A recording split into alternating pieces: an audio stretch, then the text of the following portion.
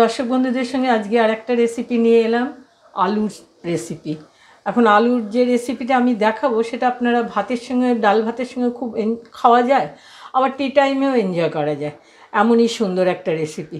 তো সেই রেসিপিটা করতে প্রথমেই আমাকে আলুগুলো সেদ্ধ করে নিতে হবে। তো আমি এই এক মাপের ছোটো ছোটো আলুগুলো নিয়েছি, আগে এগুলো জল বসিয়ে দিয়েছি, সেদ্ধ করে নিই। সেদ্ধ হয়ে যাবে, বেশি গলেন না যেন, এরকমভাবে সেইভাবেই সেদ্ধ করতে হবে। সেদ্ধটা করে নিয়ে আসছি, কিভাবে বানাবো দেখাবো। 2-3টে সিটি দিলেই অফ করে দিতে হবে। দর্শক বন্ধুরা, আমি আলুগুলো সেদ্ধ করে রেখেছিলাম, একটা আলুও ফেটে যায়নি, এমন সুন্দর সেদ্ধ করা হয়েছে যাতে এগুলো গোটা গোটা থাকে। এবার আমি রেসিপিটা দেখাচ্ছি। আমি কড়াইতে তেল দিয়েছি, খুব সামান্য সাদা জিরে এতে দিলাম, আঁচটা কমিয়ে দিয়েছি। এবার আলুগুলো এতে দিয়ে দেবো।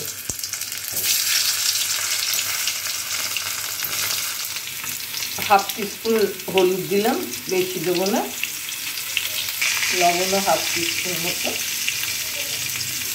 একটু হাফ সবই কম কম মশলা দিতে হবে। হাফ টিস্পুন ধনে দিলাম, জিরে গুঁড়ো হাফ টিস্পুন দিলাম,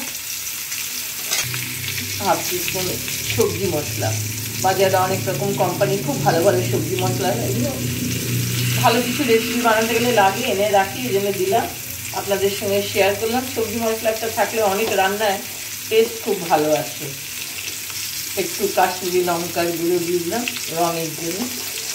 এবার আমি এগুলোকে সব সাঁতলাবো। আগে একটা কমিয়ে বেশ কিছুক্ষণ একটু নাড়াচাড়া করতে হবে, কেননা মশলাগুলো না তো পুড়ে যাবে আগে বাড়িয়ে দিলে। আর তেলও আমি বেশি দিইনি, 1 টেবিল স্পুন তেল দিয়েছি, বেশি তেলের দরকার নেই। এবার যেটা দেবো সেটা হচ্ছে একটু হার্বস, বাড়িতে রাখি সবসময় কেনা, এই হার্বসগুলো একটু ছড়িয়ে দিলে টেস্টটা ভালো হয়।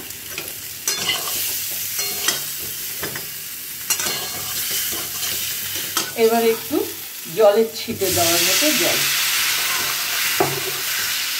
মশলাগুলো ভাজা হবে, একটু ইয়ে হবে, আলুর সঙ্গে মিশে যাবে, এই জন্য জল কখনোই বেশি দেওয়া যাবে না, এই ছিটে দেওয়া যাকে জলের ছিটে মারা।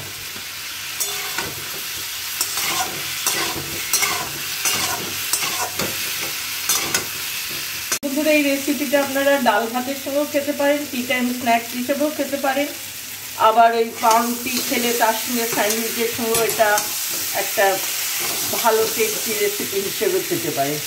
মোটামুটি আমার এটা হয়ে গেল, আর একটু ভাজা করব। কাসুরি মেথি ছড়িয়ে দিলাম, আপনারা জানেন যে স্বাদ খুবই সুন্দর খেতে লাগে, গন্ধটা। আমার সব উপকরণ দিয়ে এটা মশলা পটেটো ফ্রাই হয়ে গেল, মশলা দিয়ে আলু ভাজা।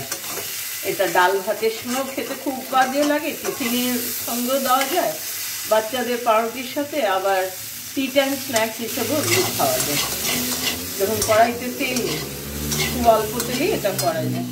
অনেক বড় বড় রেসিপি, মশলাদার অনেক ঝোল ঝাল আমরা খাই, এই শর্টকাট রেসিপিগুলো খুব ভালো, খুব প্রয়োজন পড়ে মাঝে মাঝে। আর বন্ধুদের সঙ্গে তাই শেয়ার করলাম।